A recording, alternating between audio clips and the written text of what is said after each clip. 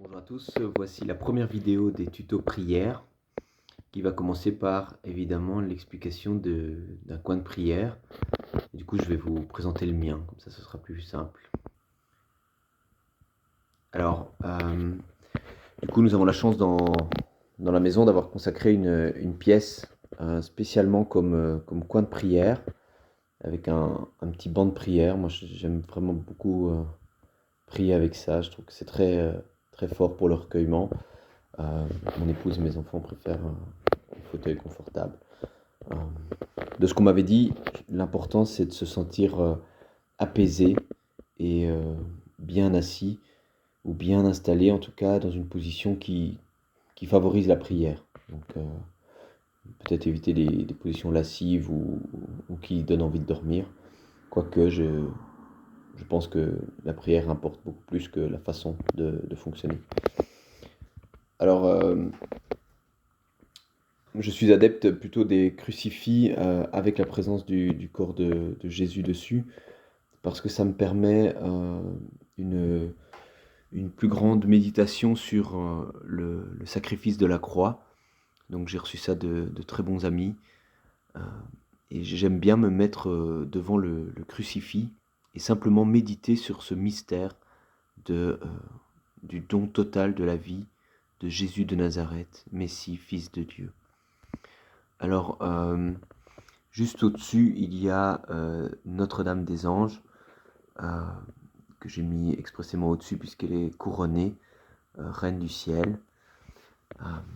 Si je descends un petit peu, vous allez voir une icône assez kitsch que j'ai reçue de ma tante. Je ne suis pas un grand fanat d'icônes, mais voilà, d'abord c'est un cadeau.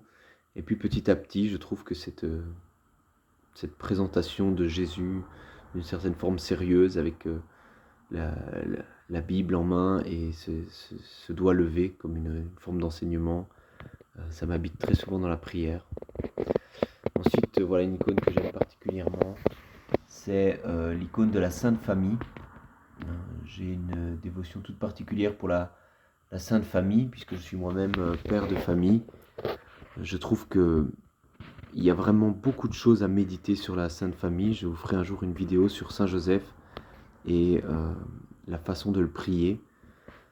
Je pense que la Sainte Famille est vraiment un modèle pour toutes les familles chrétiennes, un modèle qui dépasse l'idée d'une famille rigide, complètement déconnectée de la réalité. Il s'agit vraiment d'une famille qui a vécu dans le monde, avec au milieu d'elle le Christ. Alors évidemment, on a des petits trucs comme ça qui sont tout jolis. Ça m'aide à penser à mon épouse dans ma prière, puisque je suis d'abord père de famille et époux. Ça évidemment c'est un dessin de mon fils. Je crois que la présence d'une lumière indique la présence de Dieu. Alors, évidemment c'est un symbole, au cas où il y en a qui seraient un peu énervés sur les symboles de prière. Ici il y a une lampe, je l'ai éteint pour faire la vidéo parce que sinon c'est pas très joli, mais cette lampe est en permanence allumée et elle vise à rappeler la présence réelle du Christ Jésus dans les églises. Donc moi je n'ai pas la présence réelle, je suis dans une maison privée, mais l'idée c'est d'avoir ce désir que la présence réelle de Dieu habite dans ma famille. Pour ceux qui connaissent, c'est une affiche de Noël pour les églises en détresse et les chrétiens qui sont martyrisés encore actuellement. Ça m'aide beaucoup dans ma prière et je pense que c'est très important à minima de prier pour tous ces chrétiens du monde. Là actuellement, moi je pense aux chrétiens quand même en Syrie qui sont victimes de persécutions, qui sont même éliminés. Et puis je pense que si on a les moyens, c'est vraiment une action qui vaut la peine, euh, pour laquelle ça vaut la peine de donner. Et donc voilà, ça m'accompagne dans ma prière. Voilà, un arbre, ça nourrit surtout ma prière parce que c'est la question de l'arbre de vie auquel j'aspire. Bon, évidemment, on a des photos. Je ne sais pas si ma femme sera heureuse que je filme ça. De nouveau la Sainte Famille, une icône assez connue. Euh, Moi qui suis un enfant de Tibériade près de Borin, c'est une icône qu'il y avait là-bas. Et donc ça m'aide beaucoup à prier. Euh, N'en déplaise à certains protestants, j'ai une dévotion particulière pour la Vierge Marie. Euh, elle est très importante dans ma prière. Elle est la mère du Christ et elle intercède pour nous auprès du Père euh, comme, euh, comme intercessrice privilégiée. Pardon. Ici un peu plus haut, c'est un cadeau de ma grand-mère, qui n'est plus là, mais c'est donc une Bible assez ancienne qui est vraiment énorme. Elle est ouverte actuellement à Jérémie chapitre 31 verset 3. Vous pourrez aller voir, c'est une déclaration d'amour magnifique. Alors, j'ai quelques crèches que j'ai en permanence chez moi dans mon coin de prière, pour la simple raison que l'incarnation de Jésus est, je pense, le cœur de ce que nous devons méditer ici sur Terre. Voilà, bon, il y a d'autres crèches. L'affiche de cette année de l'aide à l'Église en détresse et le Sacré-Cœur de Jésus. Ce n'est pas une dévotion que j'ai depuis longtemps, c'est une dévotion sur laquelle je médite depuis le film Sacré-Cœur. Donc je ne sais pas vous en dire grand-chose, si ce n'est que je pense qu'il y a vraiment des grâces particulières par rapport à cette dévotion et donc ça vaut la peine de s'y intéresser. Du coup voilà, je vous remonte un peu de plus loin mon coin de prière et je dirais juste ce qui importe dans un coin de prière, c'est qu'il vous éveille à la prière et à l'envie d'y revenir très souvent.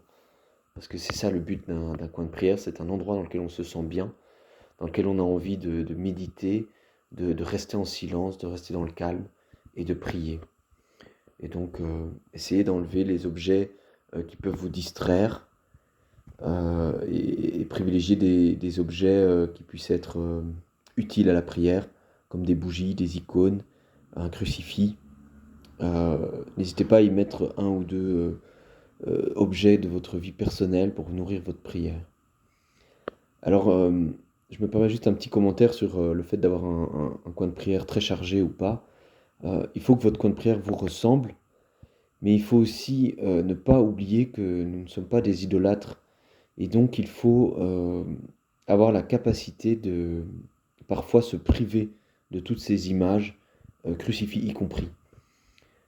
J'ai découvert ça la première fois, je crois que c'est le samedi saint. Il y a une vieille coutume dans l'Église catholique qui mettait un drap mauve sur toutes les icônes et tous les crucifix et toutes les statues de saints. Et l'année passée, pour la première fois, je l'ai fait ici dans mon coin de prière. Donc j'ai retourné toutes les icônes, donc on voyait juste le dos où il n'y a rien dessus, quoi. Et j'ai mis un drap sur le crucifix. J'ai enlevé toutes les affiches et tous les symboles religieux. Et je me suis rendu compte que ça valait la peine de faire cette expérience de temps en temps. Parce que nous prions Dieu et Dieu uniquement. Et nous ne nous prosternons pas devant une croix en bois ou une icône ou une image de saint. Quand bien même ce soit un saint exceptionnel, quand bien même ce soit la Vierge Marie elle-même, elle n'est pas Dieu, elle n'est pas divinisée. Et il est important, je pense, de temps en temps de tester notre niveau d'idolâtrie en nous supprimant du visuel. Donc voilà, ça c'était juste une petite découverte de l'année passée au Vendredi Saint. Néanmoins, nous sommes des êtres incarnés et le Christ lui-même, Dieu fait homme, s'est incarné, a pris les traits d'un être humain et nous a donné l'image parfaite de Dieu. Donc voilà, ce sera tout pour le coin de prière. N'hésitez pas à me donner des commentaires ou des avis sur votre façon de construire votre coin de prière.